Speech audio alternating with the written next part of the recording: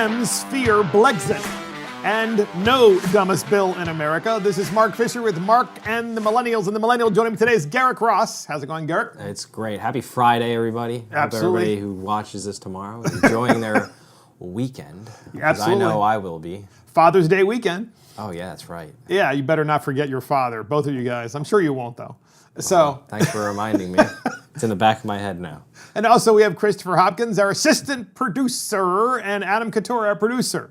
And so the podcast is called Dems Fear Blexit. We have no dumbest bill because the subject matter today is really so important that we'd like to discuss this because we have Senator Tim Scott, who has taken the lead on police reform legislation. And this legislation, my understanding is has something that everybody doesn't like on both sides and has something that everybody does like on both sides. As most pieces of legislation go. Yes. That's basically how a bill works. And usually that means it's a relatively good bill because everybody hates parts of it and everybody likes parts of it. Yes. Unfortunately, it's not how our legislature works anymore now. No. Unfortunately, you're right, there's still too many people that want to do what? They want to... It has to be politicize. And everything's got to be a 100% proposition. I've got to either agree with all of it or I got to disagree with all of it. Exactly. It's never the way it works. Never a compromise. And Tim Scott, for those of you out there in podcast land who don't know, is a Republican from South Carolina. He's also the only black Republican in the United States Senate. And he is an extraordinary person because he never, as he has said in the past, he never runs to the light to be in the spotlight. He's a very low-key senator. A lot of people don't really know who he is, because Lindsey Graham is the senior senator, so everybody knows Lindsey Graham from South Carolina. No one knows Tim Scott. Except if you do follow legislation and a lot of things, you do know who Tim Scott is because Tim Scott's done a lot of great bills over his time in the Senate. The one that we like, that we talk about a lot, is the Opportunity Zones. In the latest tax reform bill, and he did all of that. Tax Reform Act, yeah. Yep. He did the Opportunity Zones, which are primarily in cities and minority communities to help get people to invest in those zones, which makes perfect sense. Yep. Well, Tim Scott, based on the Floyd case, where Floyd was clearly murdered by an officer while 3 other officers stood by, and other incidences that have happened across the country of recent days and weeks, Tim Scott held a press conference with the Republican caucus in the United States Senate, and he talked about very personal interaction with the police. He talked about how he had interactions with the police, and they stopped him for what he considers to be complete and utter nonsense. And he thinks it was because of racial profiling. And interestingly enough, I don't know if he has the special plates on his car, right? Does he have those special plates, that you're a United States Senator? I kind of doubt it. And by the way, and I should make this really clear, I'm not saying that he shouldn't be stopped because he has special plates, just that I think it's clear that he's probably driving a car that does not, and therefore he's being looked at in certain cases and stopped in certain cases, even when potentially because of his color. He's had stories where, even when he's in a place where he's presenting himself as a senator, even walking into the Capitol or into the Senate office building, he's been stopped because they just don't know who he is, and they who's this black guy coming in? Who's this? Yeah, why are you trying to come onto the Senate floor? And before I just said potentially because of his color. Just want to make sure everybody understands that that's what I said, because he's black. Yeah, he thinks that's why he stopped. We have a clip on this. This is seriously, Garrick. And, of course, Chris, this is worth listening to for everybody out there to listen to, because I do believe this is true without question, because I do believe Tim Scott. Tim Scott is he's not the quintessential politician. As I said, he doesn't run to the light to try to get into the limelight, even though he could. He's not going to try to make headlines. He's not going to say something unless it's something that he feels is genuinely true. But he has lived this. Yeah. And that's what's different. And so we have this clip, and here it is. And people like myself, I've told my story several times, stopped 7 times in 1 year. That has been said a lot, but I was stopped this year driving while black when I got a warning ticket for failing to use my turn signal earlier in my lane change. And so this issue continues, and that's why it's so important for us to say that we hear you. We're listening to your concerns. The George Floyd incident certainly accelerated this conversation. And we find ourselves at a place with a package that I think speaks to the families that I spoke with yesterday who lost loved ones. We hear you. I think this package speaks very clearly to the young person who's concerned when he's stopped by the law enforcement officers. We see you. So that's Senator Tim Scott talking about how we hear you and we see you. And I think that's kind of an interesting statement because it talks a little bit like the gentleman from Baltimore, the United States Congressman Elijah Cummings, who used to say that, did you see him? And I think that's Tim Scott kind of co-opting that a little bit. Do you see us? Right. Do you understand that we're human beings? And he's also talking about, well, he was turning. He turned on his signal. He goes to the stoplight and he's stopped, I guess after he turns, because he didn't turn the signal on soon enough. Yeah, it's a little ridiculous. Yeah, so I do believe that everybody out there in podcast land, no matter your color, has been stopped before and you thought that it was really unjust. Yeah. Go ahead. Do you have a story? I mean, I just want to hear this because I think it's interesting. I can't say I have any stories. I've actually only ever been pulled over once. So you've been pulled over and it's been completely justified. I was pulled over once and I knew I was speeding and I was like, I saw it happen. I was like, oh man, he's gonna get me. Did you at least acknowledge it right away? Yeah, he pulled me over. He's like, do you know why I'm pulling you over? I was like, yeah, I was probably going a little too fast, right? And then I was like, I had all my documents ready. I gave it to him and he let me off with a warning. He said, just slow down. That's right. Like, all right. It's like, yeah, we're pulling you over because you pumped your own gas in New Jersey. Mark, it is a luxury. You all don't knock it until you try it. When it's 3 degrees out in January, there's nothing better than staying in the car. So my one story is, and I always thought this was ridiculous, is I had a 1964 Ford Falcon convertible. And it was, so why does that matter? It matters because this was in the 1980s, right? So obviously the car was already very old, and I was recently just out of college, and I bought this car for $500, right? Big money back then. My father had an auto body shop, so we repainted the car. I was able to do that for free. Was it cherry red? It was red. Oh my god! And it had a black top. Did it have a racing stripe too, Mark? So it had a black top. So what ended up happening is after I had the car for a few years, it didn't have racing stripes, nothing like that. But after I had the car for a few years, if you've ever had a rag top, is what we used to call them, if you ever had a convertible, at some point the back window of the convertible, which is made of plastic, starts to get kind of moldy looking. Can't really look outside. It's foggy. It's very foggy. Almost, yeah. So mine had a zipper. My back window had a zipper. And so I ended up just zipping the darn thing out because I couldn't see out of it. Yeah. The top was in great shape. It still looked really great, still looked kind of newish. But the plastic thing, for whatever reason, like I said, really had gotten faded because of the sun. So here's where I'm going with this. So I zipped it out, took it open, had the top up, all right, but had the back window completely unzipped and out so I could see out the back and also see in my mirrors. I was stopped by a police officer, and the police officer said, "You need to have a back window." I'm like, "Sir, it's a convertible." Yeah, it's like, what happens if I put the top down? When the convertible's down, I don't have a back window. When the convertible's up, there's still a back window. It's just not a piece of glass there. See out it. I'm not really sure I understand what the violation is. You need to have a back window.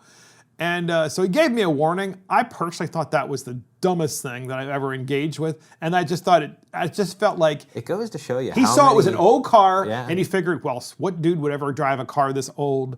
Even though it might be kind of cool and iconic in its own way, it must be somebody who's going to start trouble in our area. So I'm going to just stop him and find some bullshit reason. It goes to show you, though, the amount of things that you can be pulled over for that you would never... Like, when I did like my driving instruction, this is only like 6 or 7 years ago, one of the things that the teachers made a point of telling us is that even when you think you're not doing anything wrong, there's so many like moving violations and things on the books. Tons. That they can find something. Find something to pull you over for. I think that's true. Yeah. And by the way, isn't part of what this is about, this whole police reform movement, and part of it, in my mind, and I'm speaking strictly as a guy who hasn't, been profiled as far as I'm concerned, except for that particular time. There was another time too that I had an issue with what the police officer did, But that particular time, I just thought, he must have profiled my car. It just doesn't make any sense. Yeah. And here's what I did, though. I when I was pulled over, I didn't talk back to the officer. Yeah. I didn't try to create trouble. I did ask the critical question, like, I Why gotta is tell you, this- I don't understand the problem. Yeah, You like know? it just doesn't make sense to me. I'm just not following this because that means the next time I come up the road and the top's down, you're going to be able to pull me over again. Yeah, yeah. Now I zip the window shut, and you're gonna tell me I can't see through it. It's an obstructed view. It's like I can't win either way.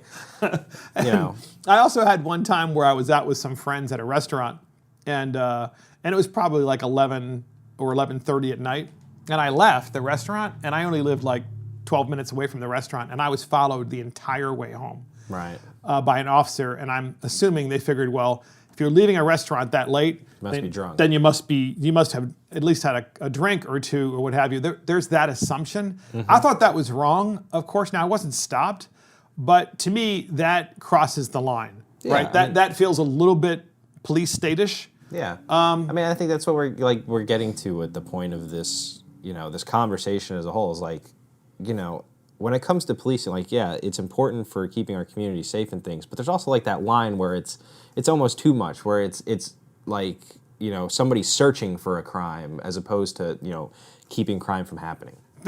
And I think that doesn't apply to all policemen. No, or no, policewomen. not at all. And I think that's what's important, right? Yeah. Because you figure out of the 300 million thousands police of times I've been in the interactions. car, out of the many thousands of times, I can only think of 2 times Yeah. in the many thousands of times I've been driving, whereby I had an interaction which I thought was odd. Yeah.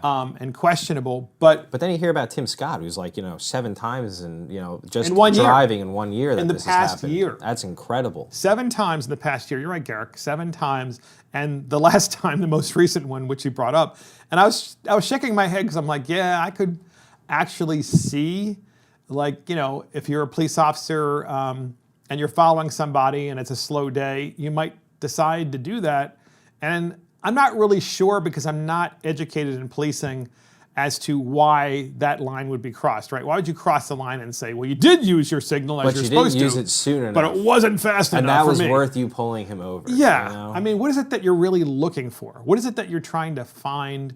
What is it that you think you might find? Who do you think you're pulling over? Things like that. Yeah, right. Exactly. Yeah. And so I haven't been pulled over for anything like that, thankfully. But clearly, It's also why I think it's important to listen to Tim Scott. It's like, you and I sit here and we're like having this conversation. We're saying, we can't really say that there's been a lot of these instances in our lives, but for Tim Scott to say, look, this does happen. Like, it's happened to me. Like, it's important for a us. United States senator. Yeah, a United States senator, and a very good one at that, for this to happen to him, it's important for us to listen for a second and be like, you know what, yes. And there's a lot of credibility of a Tim Scott saying this because not just what we mentioned that he doesn't run towards the light, doesn't try to get into the spotlight, but also because he's black and he's a Republican, and he can speak to this in a way that I believe leaves out the hysteria, right? Leaves out the hysteria of, as a result of, this idea that all police officers are bad that we're hearing from the left, right? He's not going there. He's not saying that. Yeah. He's saying the opposite. He actually says in his speech, actually, I think all police officers, the vast majority of them are amazing,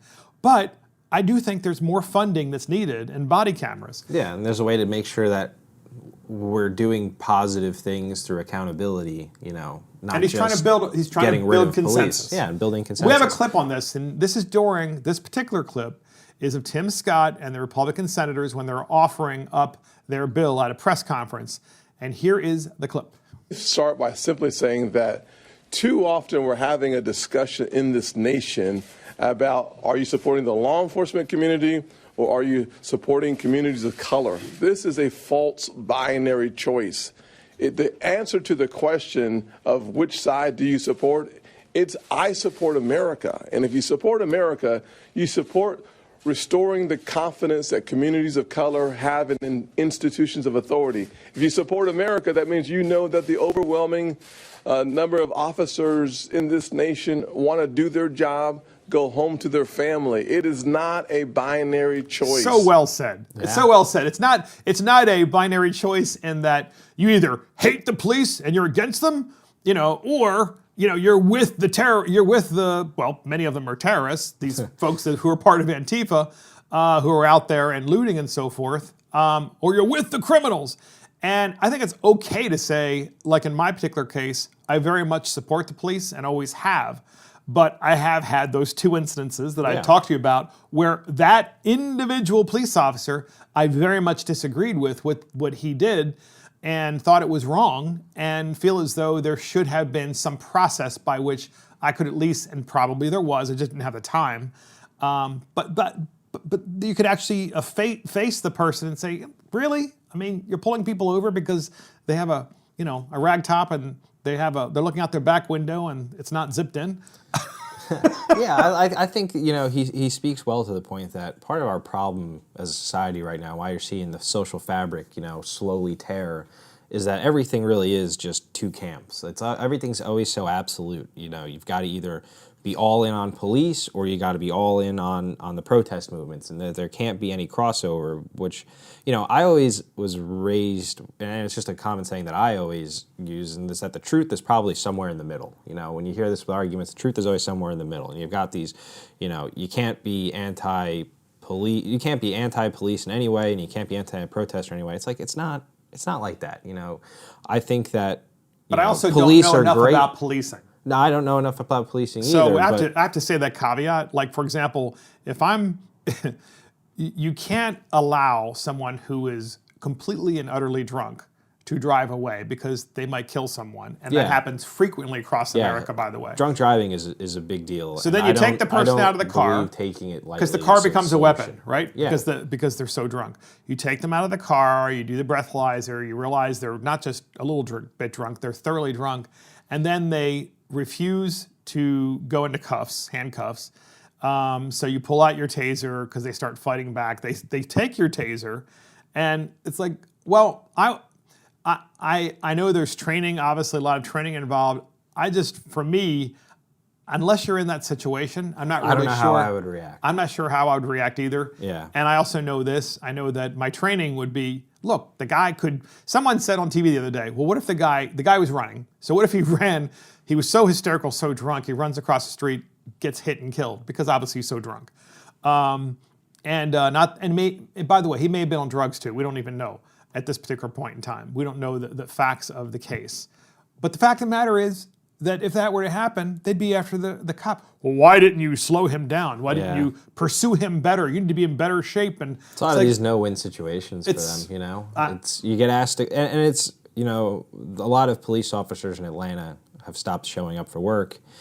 And it's to the point that entire sections, because they break them into police sections, these whole sections are just unstaffed. Nobody is there. And the mayor of Atlanta tried calling in the county police, and they said, no, we're not going to be put between a rock and a hard place. It's every day you ask these police to go out and do something and do their job. And the guy also had a record, and I think he was going to go back into the slammer for quite some time because he had violated his parole. And look, here's the thing. Here's the thing, Garrick. This all goes back to the same thing.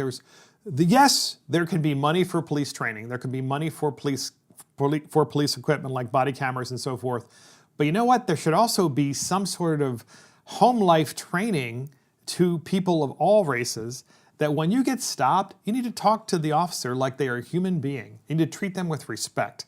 And you don't resist. You don't resist arrest. That is not the appropriate time if you're getting arrested for drunk driving. Yeah. You don't resist arrest because you're now putting the police officer in a situation where he can escalate. And that's going to be, you've escalated. And that's going to be an interesting case to follow. And we're talking about the one in Atlanta right now, and that's because the district attorney there absolutely threw the book at the officer. And what a lot of legal people think is going to be an overcharge. And it's all politically motivated. They charged him with felony murder, which in Georgia carries the death penalty, and it's, Look, people need to learn how to talk to other people, and that includes the police officers.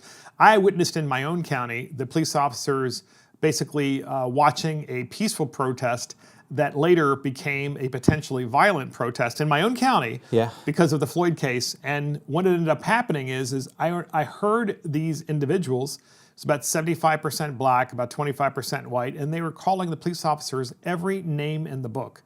I mean, you name it, right in their faces. Shoot me, they were saying. You blank this, you blank that, you pig, da-da. I mean, Can I tell you something? I mean, this is part of the problem, and the idea that we're going to project, all blame on one side, and that's where I agree with Tim Scott. It's not binary. Yeah, and especially this applies to a lot of police forces. What I'm about to say is, Mark, your police force in Calvert County is probably the last place that I would think of, police, for the sake of being, rough with it, like rough policing things. They're not. You're a small county. It's a great police force. Everybody is close knit and everybody knows everybody. They do. It's like, and most communities are like that in Yes. America. And when you see things like that, it's like, your gripe isn't with these police forces. No, it's not. with the inner cities. It's primarily the blue cities. It's the cities in the United States where this is becoming a big deal. The blue cities, and this is what really threatens the Democrat Party, and that's why we're calling this podcast "Dems Fear Blexit," because the Democrat Party knows that they have to change the subject to all police are bad, which is what Democrats are saying, especially blue city Democrats. They have to do that because they're trying to hide their failures, their intergenerational failures in those blue cities. They have to do it. And look, I mean, if they're also really intimidated, Garrick, with Tim Scott, because he's black and he's Republican. And as we all know, if the Democrat Party loses just 20% or more of the African-American vote or the black vote in the United States of America, they are going to be relegated to a minority party for a generation. Yeah. So, if not longer. So they know this, so it kills them when Tim Scott speaks. We have another speech, and I got to tell you something. This is from Tim Scott, and it's on the Senate floor about his bill that he has sponsored, and he's got a lot of Republican co-sponsors. And this bill that he talks about, he prefaces it with talking about the massacre in South Carolina, where he's from. Yeah. In that church. He says his uncle went to that church, and the pastor of the church who later died in the shooting was a personal friend of his and was there at his inauguration or his swearing in. Mm-hmm. It was very trying for him. I actually didn't know that. Yeah. And so Tim Scott, he talks emotionally about this, and it's remarkable because when you watch this, if you are a conservative, if you are a Republican, if you believe in smaller government, if you believe truly, like I do, in the party of Lincoln, that you can't wait for that party to come back home, which I can't wait, you have to watch Tim Scott, because by watching him, you will be so inspired and so proud and say, this is my party. This is the party that I want to be part of. Yeah. And the other side, I want nothing to do with. We have this clip. You have to watch it, and here it is. Not in South Carolina. In South Carolina, this Wednesday, June 17th, is the 5th anniversary of when a racist walked into Mother Emanuel Church.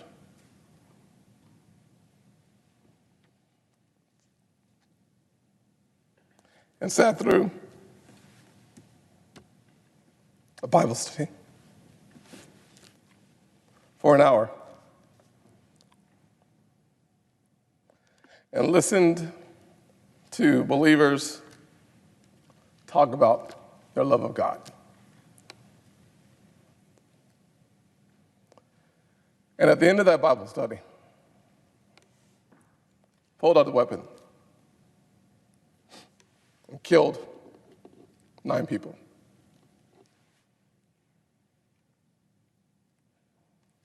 So for me, and so many South Carolinians,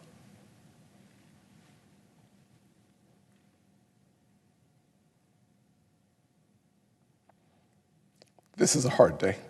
This is a hard day indeed, because that is the Tim Scott Republican from South Carolina. That is the party of Lincoln that I want to be part of. That is the party of Lincoln that I want to bring back home, that I want to see brought back home by the thoughtful Republicans and thoughtful conservatives, because here is a gentleman who believes in forgiveness, but he also believes that enough is enough. We have got to come together to fix this problem.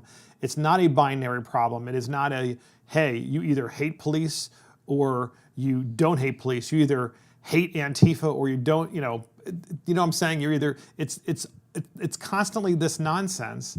And Tim Scott talked right through that because he is from the state where we had a gentleman of all people, who hated black people, who sat in a Bible study with them the entire time, and then proceeds and then shot them right after, and then kills them. And it's horrible, and it's like a mindless, murder. It's terrible. And here he is, 5 years later on that anniversary, and he's bringing before the floor one of probably the most important pieces of legislation or legislative processes that we'll see for quite some time on a very prominent issue in America that I can't really think of an issue that's been as, major in society in recent memory. And who's the first person that, was called to the scene when that gentleman gets up and kills everybody? Obviously the police. Yeah. But at the same time, that gentleman had so much hate in his heart, and what I think makes me concerned is that we have a left in the United States of America who has decided to acquiesce to looting and to killing and to maiming, including police officers. They have decided that's okay, that police officers are fair game.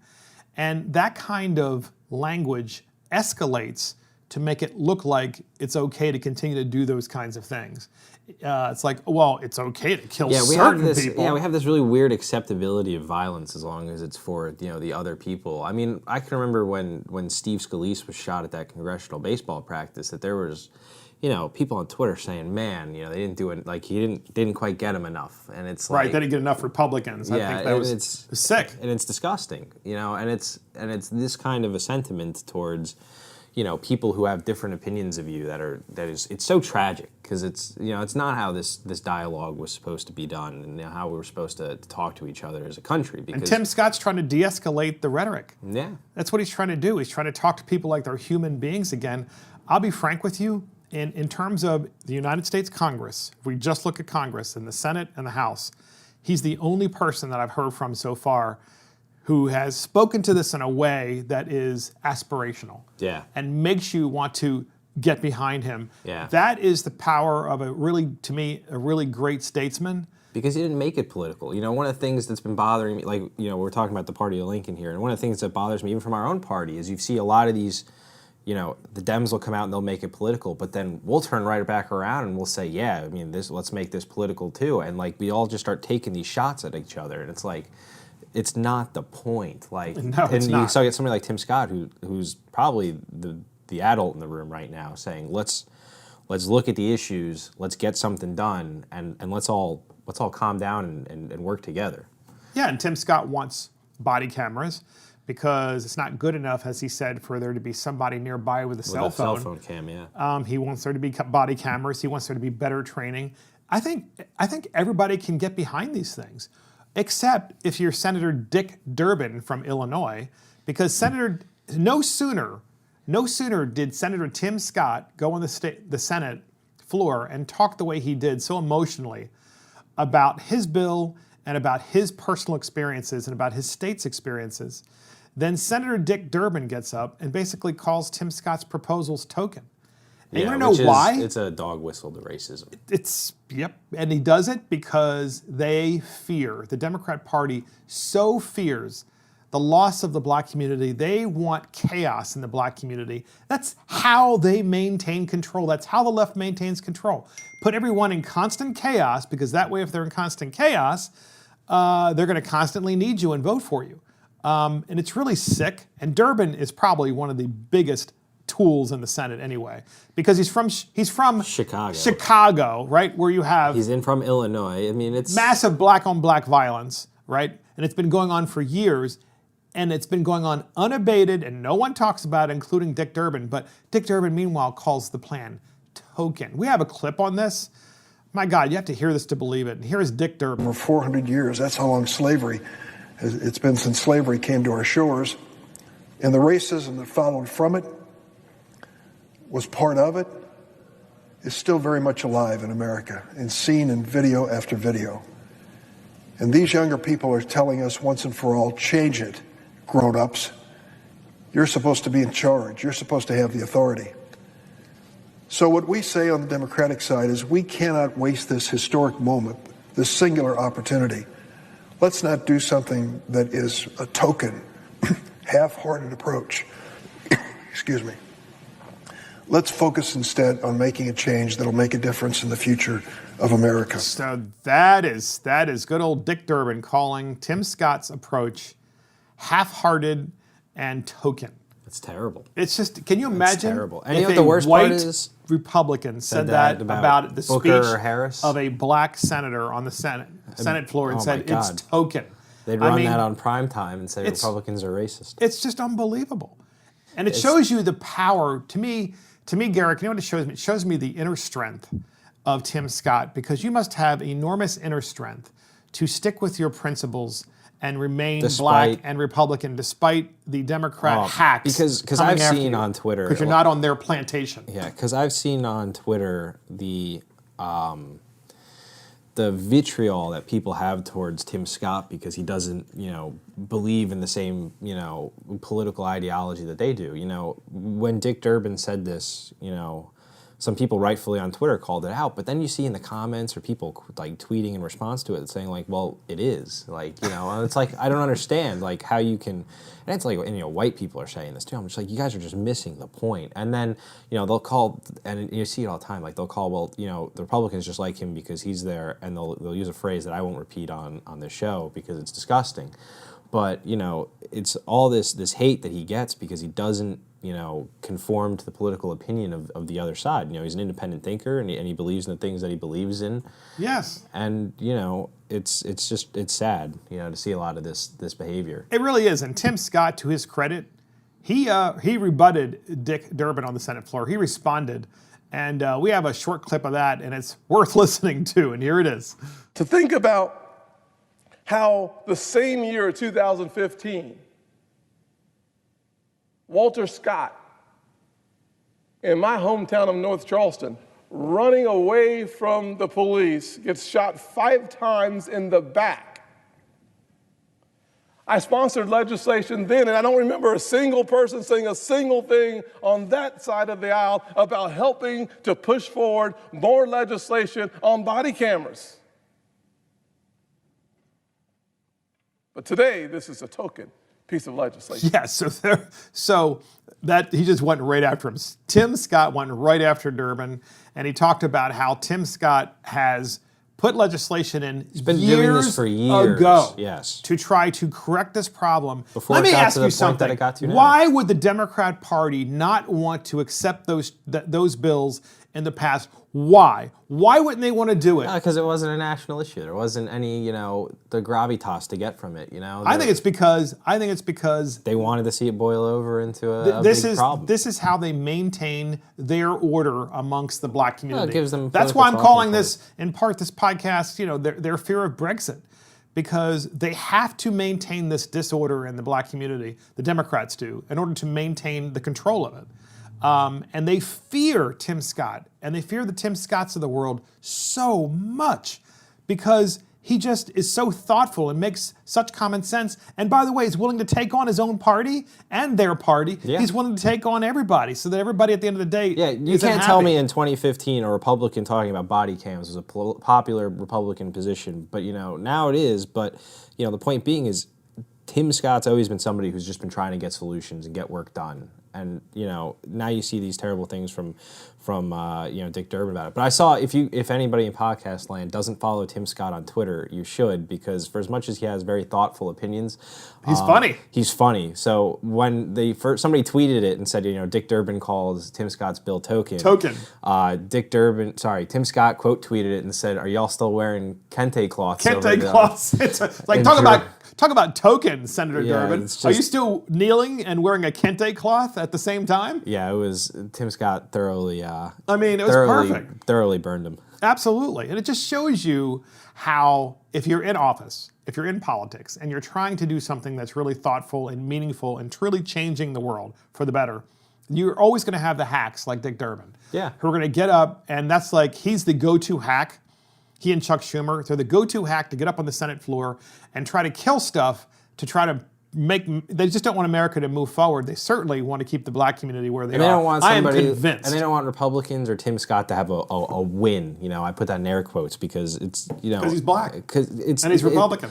because it's all about winning elections, to them. It's about, their side winning, and it's not about the good of the American people. Well, just imagine if you're in the black community and people start saying to you, Oh, you know Tim who made Scott. all these changes? Tim This guy, Scott. Tim Scott, and he's black and he's Republican. They're like, well, he's a Republican? Yeah. And then the light bulb starts going off in people's heads. That's what Democrats can't have happen. Yeah. Because they need those votes. Yeah. It's really that simple. It's terrible that this is the thinking of a lot of our prominent leaders that we elect to Congress. And you know what the worst part is they can get away with it because there's a D next to their name, and they live in a state with a D plus 20 registration, and they just get their people out to the polls, and they can say all these stupid, outlandish things, and there's never any consequences. Absolutely. Chuck Schumer's been in the Senate since Hillary Clinton was in the Senate, and that was like early 2000s. So And before that, he was in the House of Representatives. for however many years. For Dick quite some time. Durbin's been in the Senate for a long time too. I mean, he's been in leadership for at least a decade. Yeah, there's no doubt in my mind. And it's just the ultimate hack. I mean,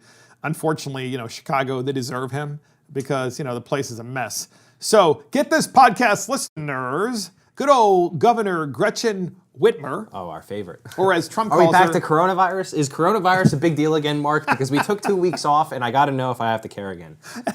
because as Trump calls Governor Gretchen Whitmer, Governor Half Whitmer. Half Whitmer. She was at a what appears to be a place a restaurant, I guess. I mean, was that a restaurant? I think it was. It looked like a restaurant. She was kind of hanging out with the people. The governor was, even though she looks like not the kind of person that hangs out with regular people. She looks much more like the elite type of person. She'd rather be up in the lakes driving her boat around with her husband. That's right. While no one else can. Well, yeah, the lake all to herself. So podcast listeners, Governor Gretchen Whitmer talks to an unemployed worker because he approaches her, and he says to her, I've been unemployed for a while. I am waiting for my unemployment benefits. In other words, he still hasn't gotten his check that he needs that money to live on. Yeah. I still need this is a problem. It's an ongoing problem in a whole lot of states. A whole lot of states because the systems were never designed to take on a half Hundreds of million thousand people at a time. at the same time. Yeah. But they should have been, but they weren't. Yeah. They weren't ready for it. And so she basically says to him, after he talks to her about the fact that he hasn't gotten any checks, he's waiting on his benefits, he's legitimately unemployed and has been for quite some time. She's like, well, let me buy you a hot dog. So we're going to call this session, Let Them Eat Hot Dogs. So here is the clip from Governor Whitmer. I'm a very honorable healthcare worker, okay? I haven't received none of my benefits yet, okay? Is there any possible way that you could maybe put my name into the problem? I can check in on it. Absolutely. I think that would do. Can I buy you a hot dog? That'll make everything better. I just bought a Coke from yesterday. So let me buy. First of all, I can't help you with unemployment benefits at this particular moment in time, but can I buy you a hot dog? I don't know how I think that violates social distancing, Mark. I don't think she should be buying anybody a hot dog. I mean, was she even wearing a mask in that? I couldn't tell. I couldn't tell. I could only see the back of her head. So it's The unawareness. It's so Gretchen The Whitmer, isn't it? unawareness. It's like, oh yeah, you're behind on your bills and you can't get any response from unemployment. Well, here, have a piece of artificial preservative ridden pork filler. that has like a vinyl cover over it, and you got to eat that too and somehow digest it. Here, have a hot dog. Okay. I think he said at the end because she wanted to buy him a Coke too, and he's like, "Well, unfortunately, I already bought a Coke," and it's not. What I want is my unemployment processed, and somebody to at least call me back. Right, Governor. I want you to actually do your job because one of the basic functions of government, other than public safety, is to be there as a safety net when things go really badly. Government websites are horrific, Mark. I mean, every state that does this, it fails miserably. I mean, and even the Obamacare exchange a couple of years ago, I mean, it's amazing. We can all log into social media, hundreds of thousands of at a time, but we can't get a good enough, website to at least file a claim real quick. Embarrassing. It's embarrassing. It the really government is. has all this money and all these tools at its disposal, and it still just can't get technology right. Well, keep in mind that this is the same government that goes to employers and says to them, you have to pay a certain percentage of your employees' salaries every month to the government in the form of unemployment insurance so that we can basically bank all this money so that when things do go badly, we have the money to pay people unemployment. Oh, but so by the really, way- it's the employer who's paying this, just so you know. Yeah. And then the state holds onto the money and then says, well, we can't get it out there fast enough because our systems aren't working. It's like, what the heck have you been doing all this time when the economy is good? I mean, Yeah. fix it. Yeah. Fix it. Well, Well, we could get a hot dog. we could have never anticipated all of this happening at one time with the amount of people unemployed. Well, it's like, well, what do you think was going to happen? Like, what is the point of unemployment insurance? It is in times like these. It's like, Mark, we get sold these big government programs. Always. Social Security is going to help retirees. Mark, we're on the verge of it not being solvent. Unemployment's going to be there when there's a depression. It certainly hasn't this time. You know what I would trust? I would trust, of course, I don't trust government, never have with our money, but I would trust if you're going to do an unemployment insurance kind of thing, then have the insurance companies. Do it. So in other words, you still have the money deducted. The company pays the money to the insurance companies. But rather than having a government apparatus do it, have a private company who actually does it do it. Right, and because they would probably be so responsive, and you would know that the money isn't being commingled with all the other state money, so they Yeah. can rip it off and then say, "Well, we just ran out. Sorry." Yeah, well, George W. Bush tried doing that in 2000, and Nancy Pelosi told him to get a life. Yeah, good old Nancy. Yeah. So get this, podcast listeners, we're starting to look at who Antifa really is. Little by little, we're getting some glimpses of some of the people who are part of Antifa, and what we're finding out increasingly is they're either the really low-life dirtbags or They're rich white kids. they're really rich white kids. Yes. And so my favorite is the white rich kid segment of Antifa Oh. because it's just comical. So we have some information on one of the families of the rich white kids. And so there's a brother and sister who's part of Antifa, and they've been in Seattle and probably elsewhere, I'm sure, and rioting and looting and so forth. And here's what the article says. A leading organizer in a self-described Antifa cell, Iron Front USA, gotta love that name. That sounds terrible. It does, is a member of a prominent Maryland political family. The organization takes inspiration from German Iron Front, a paramilitary group that embraced violence against conservatives, socialists, and even left-wing rivals. In other words, they want to kill everybody but themselves. Sean Thomas Cradaville,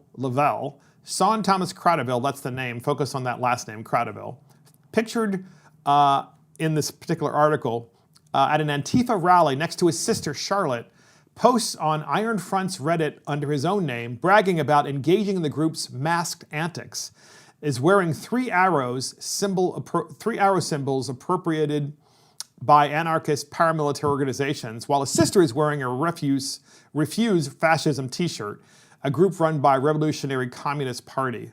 His uncle, their uncle, Frank Cradaville Jr., served in the United States House of Representatives in Maryland's 1st Congressional District not that long ago, and when he lost, Is now a judge. was appointed as a judge in Maryland. And Their dad. these children's grandfather was also a judge and was a super activist judge. And now, They're also from Montgomery County, Maryland. is that where they're from? I believe so now. Yeah, I'm not really sure. All I can tell you is this. We're starting to look, Garrick, and the millennials. This is important for millennials because not starting even- to find out who they are. Mark, not They're even- rich white kids. Not even are we looking. Privileged. They are telling us who they are. They're like, yeah, man, look at my social media. I'm doing this stuff. It's like advertising it to everybody. It's so comical. I mean- nothing says, raging against the machine and fighting the power by, going and rioting and then returning to their $1 million. Are millennials surprised at this? Millennials surprised at what? That the fact that these are white, rich, well-off, Mark, I've been privileged saying- families I that are was part of saying, Antifa. Who do you think's doing all this stuff for the last couple of weeks? I've been saying that it's probably mostly white kids running around, kids my age that just think it's, And they're telling us good who they to are. do and fun to do, and they're going to go do it, and they're going to go home to not these communities that they're they destroyed. destroying, and then they're going to And they're going to be living. go in have their avocado toast at brunch and enjoy their $1 million estates, and Because- not be burdened with the consequences of their actions. This has always been my question. Who are these people? Participation and, trophy and, kids. and who and how have they ever gotten? How are they able to afford to go cross country And who's funding them? And how are they able Their to trust eat? funds, their parents and trust funds. Where do they buy food? Where do they buy, where do they buy their bottled water, or where do they Strictly live? Fiji water, Mark. You got to get the top-notch stuff here. If they're from Montgomery County, Maryland, I have no doubt about it. $6 So way to go, bottle of water. Cradaville family. You're a bunch of losers, complete bunch of losers. And the fact that you even have judges in your family is disgusting, because judges are supposed to uphold the law of the land. Meanwhile, you have your heirs who are trying to undermine the United States of America, and all they've had has been they've been fed with silver spoons in their mouths. And right? I'm sure there's a song somewhere from Creedence Clearwater about this. And I think our assistant producer would know that song, because he's knows all the songs from the 70s, so no doubt about it. Fortunate Son. Fortunate Son, that was there the you go. first one that came to my mind, too. So get this, podcast listeners, Facebook removes a new Trump ad. It's a new Trump campaign ad for violating policy because he used a hate symbol.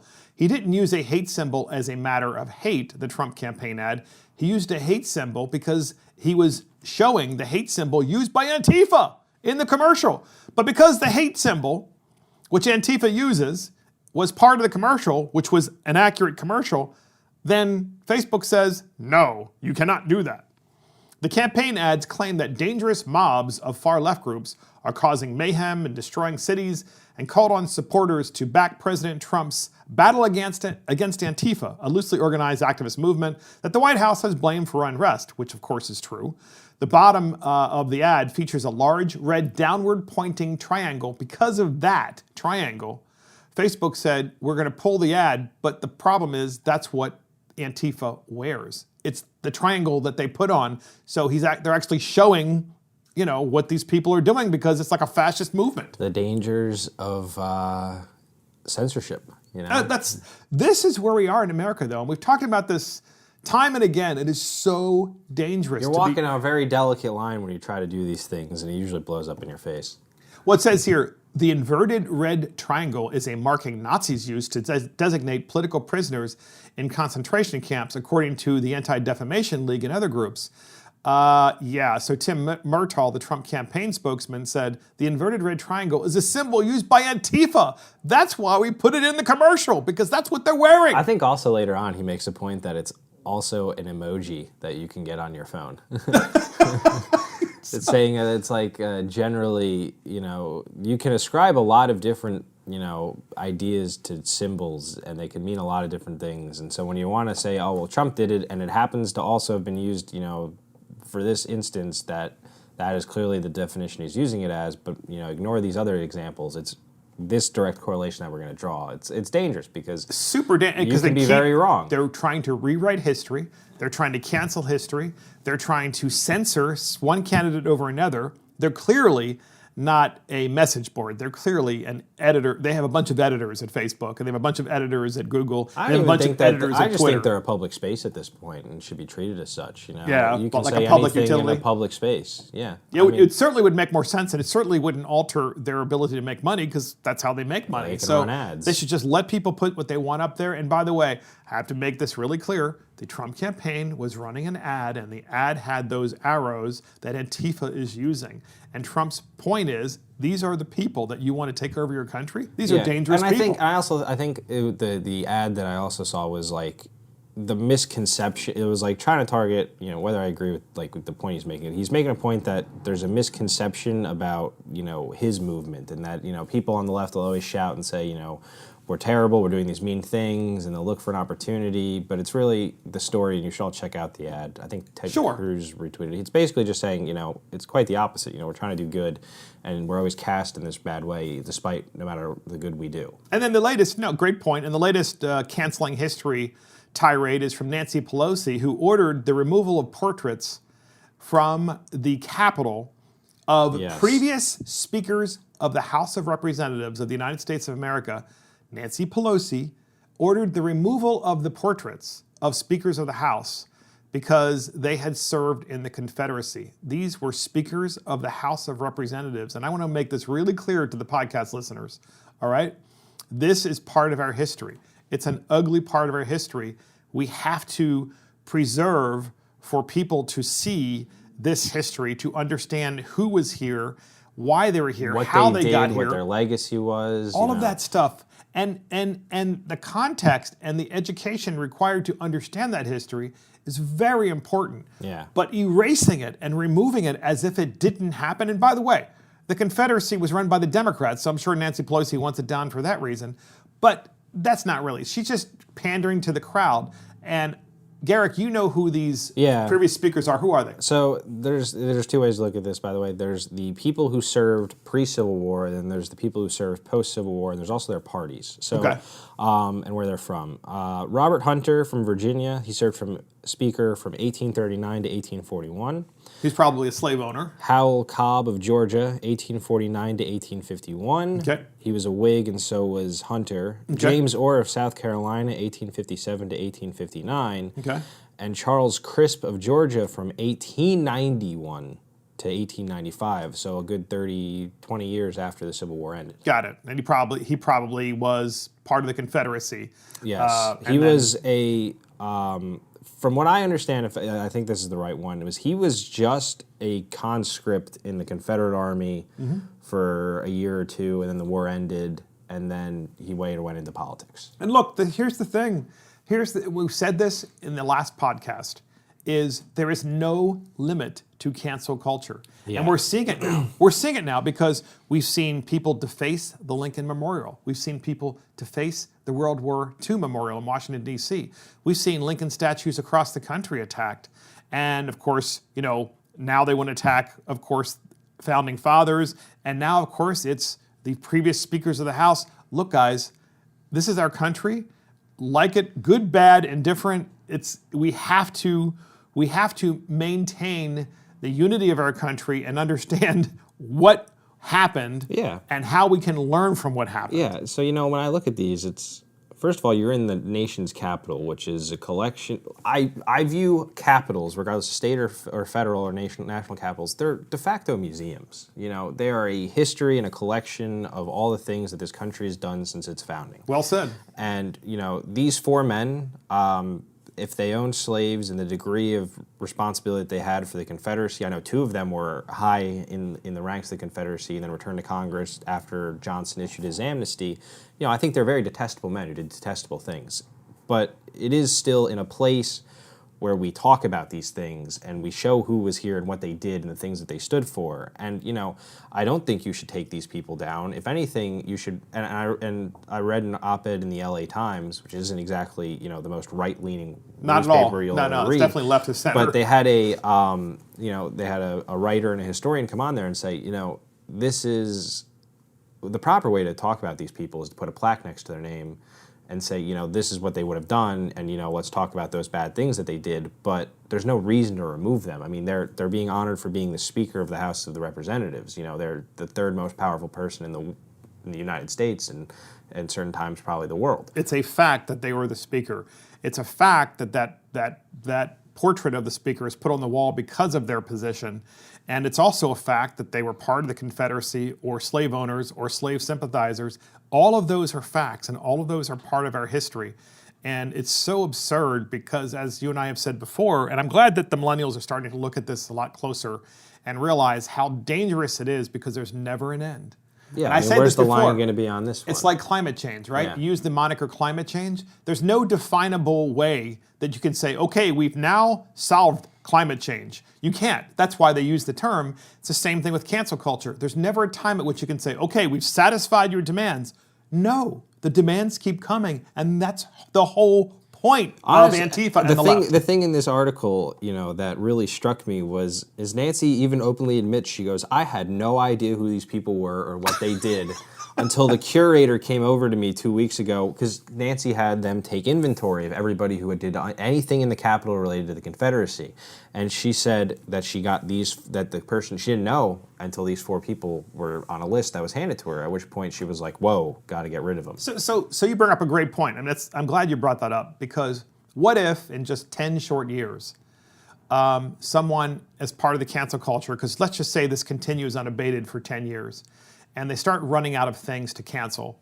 And the cancel culture comes back in 10 years and says, that Pelosi portrait on the wall in the House chamber where her offices are, in the House office building, where her offices are, that picture of her, that portrait, needs to be removed because she didn't move fast enough to remove the other portraits of the members of the Confederacy and the slave owners. Certainly and because she didn't, we're going to cancel that. You could follow. That could very well be possible. That's what's dangerous about this. So I just want to hear some of your final comments, and then I have a final quote. I have a final question for you, and it's just because I want to kind of understand, I guess some of the boomer perspective on this.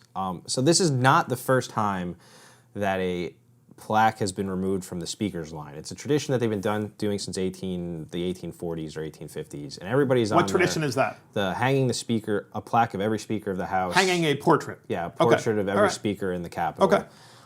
The only person who's ever been removed was in 2015. Paul Ryan took down the portrait of Dennis Hastert, former Speaker Hastert, because he was a pedophile. Because he was a pedophile, and he was convicted of that. Yes. So, and this is just because I don't know how to reconcile the two. Would you be for leaving somebody like Hastert up and talking about that he did terrible things, or does the crime being such a foul crime in terms of, I don't think there's ever a time where that's acceptable. No, I just don't. I'm hoping there's understand. never a time when that's not acceptable. I mean, we would want that to always be unacceptable. So I think that's fresh on everybody's mind, and it just happened. Yeah. And it's a great point, right? I mean, he was indeed the speaker. And there's no portrait of him there. And this is where the left often says, and maybe correctly with respect to context, do you put context there? Right. Right. Do I have a problem with him not being on the wall? No, I don't have a problem with Dennis Hastert's picture and portrait not being on the wall. It's because, and there's also this part of Dennis Hastert too, which is he literally hid this his whole life. Right. I mean, this is a crime that he did many years previously, and he hid it his entire even life. during his speakership. Whereas during the Confederacy and all these other folks, they were openly Confederates. They were openly slave owners. They were who they were, and that was part of that time, and we know that it was wrong, of course, and they were also the speakers and so forth. It's part of history. We need to learn from that. Right. And I think it's a great point. What do you think about it? Yeah, I think when you talk about things like, Hastert, the context is clearly that in this point in time, there's never a time where that is acceptable. No, with of the course things not. that he did. And, when you're talking about the history of these people, we're talking very much about a time where we were in conflict over this concept. And, I don't know. It's just one of the things that I asked you because I struggle. How about Nancy I don't actually Pelosi? know. How about if the FBI comes in there tomorrow and arrests Nancy Pelosi because she's running some sort of money laundering scheme, and the money laundering scheme is tied to Jeffrey Epstein? I mean, I'm making all this up, of course, but do you then not put a portrait up of her when she leaves office? Right. And I think while these are fair questions, the fact of the matter is we've had a history of putting those portraits up because these people did indeed serve there. Yeah. And I think when you're talking like strictly the Hastert lineage, thing is a little unique. It's Let's face it. unique. Yeah. It's unique in many, many ways, and it's very gross. Yeah, So, and I think I posed that question just because, it is one of the consistencies of logic that you do have to kind of grapple with and debate, where do you draw but the cancel personal culture line isn't with about certain that things. now. Cancel culture. No, yeah. Cancel culture is not about the Dennis Hasterts of the world or the Barney Franks of the world. Barney Frank who had a sexual relationship with an underage intern. Right. And so many other congressmen, like the recent California congresswoman who had a three-way, in California, but it was happening like in the office or something like that. Yeah. So that's not, cancel culture isn't trying to cancel those people, it's literally trying to eliminate all history. Right. Completely. Probably Dennis Hastert included, which I don't think anybody would argue would be such a bad idea. But nonetheless, that's what it's trying to do. So look, I want to end this podcast with this quote. And I'm going to tell you who said it or who wrote it at the end. And so the quote is as follows. Every record has been destroyed or falsified, every book rewritten, every picture repainted, every statue and street building has been renamed, every date has been altered, and the process is continuing day by day and minute by minute. History has stopped. Nothing exists except an endless in which the party is always right. That is George Orwell in 1984.